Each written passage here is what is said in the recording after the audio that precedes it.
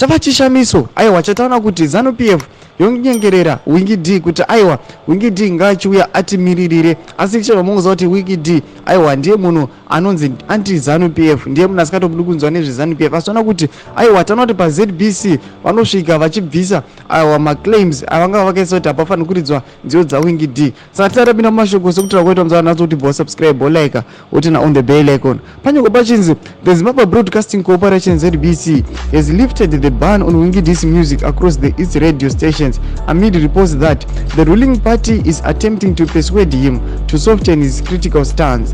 Zanu PF youth leader Charles Munganasa, who was appointed acting ZBC Chief Executive Officer CEO last month, is reportedly leading the strategy to approach GAFA with the ruling party's proposal. Sazviri kunzi aiwa wada kuapproacha GAFA kuti avaimbire nziyo kana kuti nziyo dzaanenge achiimba dzichisapota aiwa Zanu PF. Amene munoti kudii nazvo, munomuziva Winky D kuti Winky D aiwa anoimba ghetocracy, nziyo dzinodiwa nevanhu panguva iyoyo. Saka kana achinge ozonzi ava kuimba nziyo dzeZanu PF kana achinge achimirira Zanu PF, zvinonobuda here apazoiti clash here. Chimbotiudzai mafungiro enyu, munoti kudii pamusoro pechitiko ichi. Chitiko ichi chashamisa vanhu nekuda kwekuti aiwa vanhu vangana vanoziva kuti Winky D haateererezi basa, uye Winky D aiwa ndiye munhu ane the most powerful kana iri security iri secure inomuchengetedza. Tiudzai mafungiro enyu pinai mucomment section medu, musangano subscribe kulike chiro tena on the bell icon.